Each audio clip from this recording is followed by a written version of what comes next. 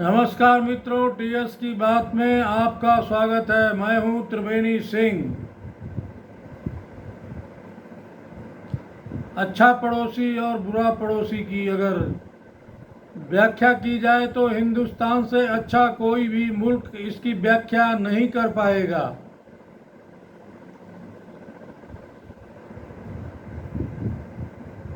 इसका कितना नुकसान भारत को उठाना पड़ता है,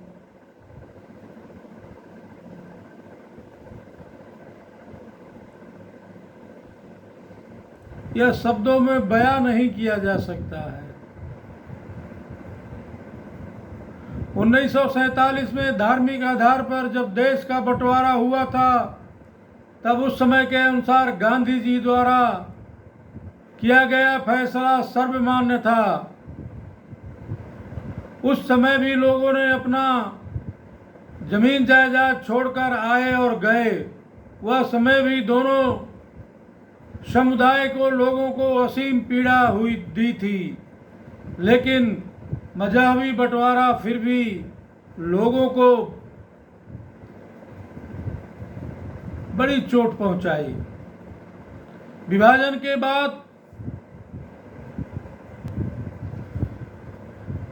इससे पाकिस्तान के खिलाफ षड्यंत्र करता रहा। 1965 में पाक ने अपने इरादे जाहिर कर दिए और वह भारतवर्ष के ऊपर हमला किया, जिसका भारतीय सेनाओं ने बड़े शौर्य के साथ मुंह तोड़ जवाब दिया।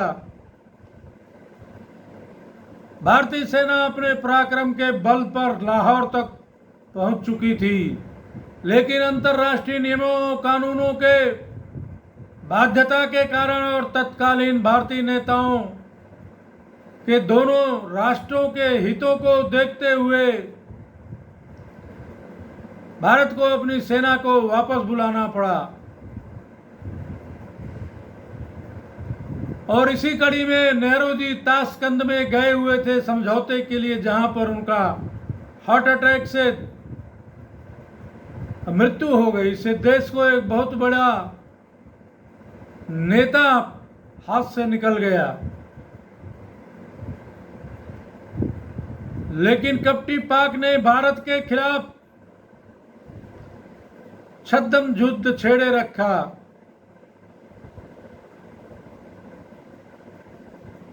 पाकिस्तान ने इसको अपनी देश की नीति बना लिया कि भारत के खिलाफ गुरिल्लावार छद्म युद्ध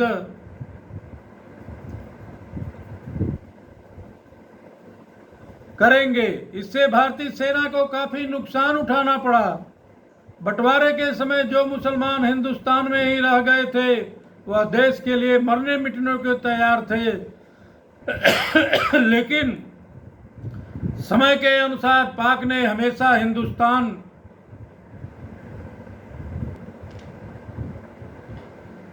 लेकिन मुसलमानों की धार्मिक भावना को भड़काया, उकसाया। जो कभी सिमी के नाम से तो कभी पीएफआई के नाम से यह धार्मिक भावना भड़का करके पैसे वगैरह चंदा दे करके भारत के खिलाफ धार्मिक उन्माद और हिंसा फैलाने का षड्यंत्र रचता रहा। वर्तमान में पीएफआई के नाम से मुस्लिम संस्था, मुस्लिम संगठन खड़ा किया, जो हिंदुस्तान के खिलाफ काम कर रहा था, तथा उन्होंने ऐलान किया, जिनका उद्देश्य था कि बस 2047 तक भारत को मुस्लिम राष्ट्र घोषित कर देंगे।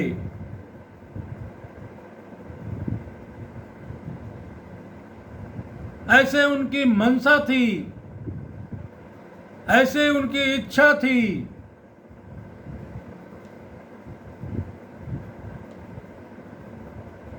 लेकिन हिंदुस्तान तो हिंदुस्तान है।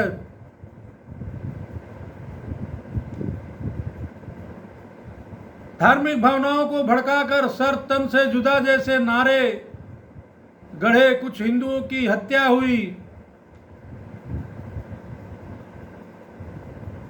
देश में जहां भी मुस्लिम आबादी है वहां पर पीएफआई अपना पैर फैलाया। इन्हीं आतंकवादियों पर अंकुश लगाने के लिए एनआईए और आईबी ने प्लान बनाया तथा छापेमारी हुई, जिसमें काफी संवेदनशील डॉक्यूमेंट सुरक्षा बलों के हाथ लगे, जिसमें इनके खतरनाक इरादे साफ झलकते हैं।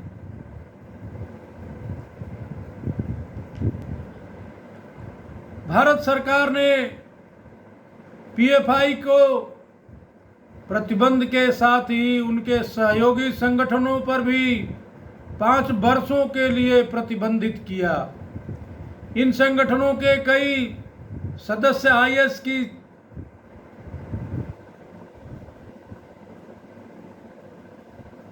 आईएस की सीरिया, इराक व अफगानिस्तान में आतंकी गतिविधियों में शामिल हुए थे। प्रतिबंधित संगठन सिमी के सदस्य रह चुके हैं। पीएफआई के कई संस्थापक सदस्य जघन्य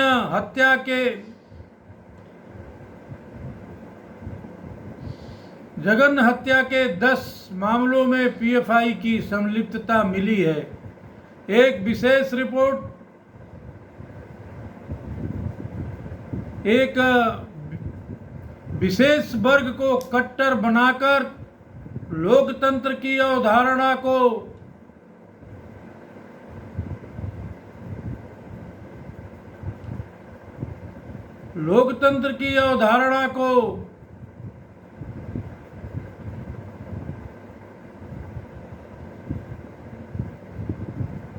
कर रहे थे कमजोर। गैर कानूनी गतिविधियों के लिए समाज के विभिन्न वर्गों में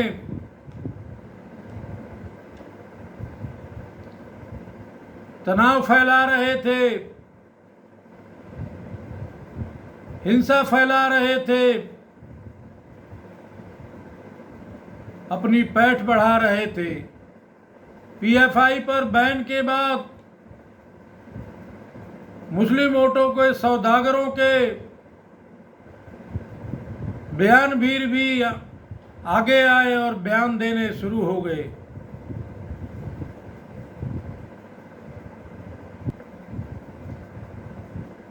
इन बयानवीरों ने मुस्लिम वोट पाने के लिए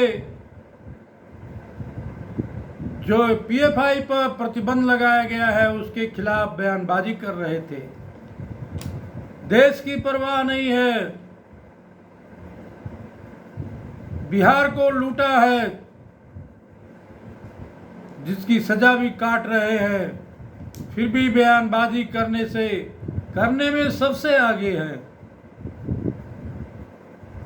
जाति भावनाओं को उभार करके सत्ता प्राप्त करते हैं तथा सत्ता मिलने पर राष्ट्रीय संपत्ति एवं खजाने को लूटने वालों के खिलाफ भी कानून बनना चाहिए।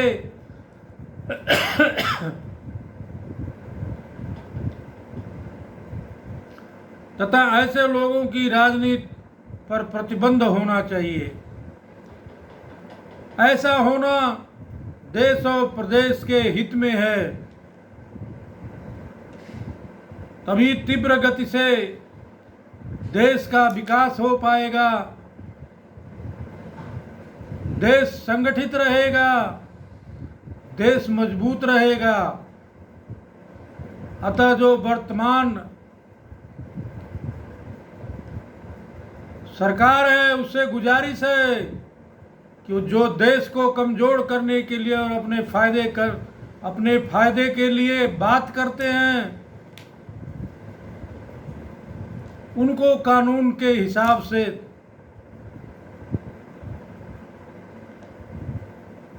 कड़ी से कड़ी सजा मिलनी चाहिए। उनकी राजनीति पर प्रतिबंध लगना चाहिए तथा उनके जो उनकी पार्टी का रजिस्ट्रेशन है उसको कैंसिल होना चाहिए। ऐसा करने से देश में अलगाववाद की घटना कम होंगी, राष्ट्रवाद की भावना विकसित होगी। यह समय की जरूरत है।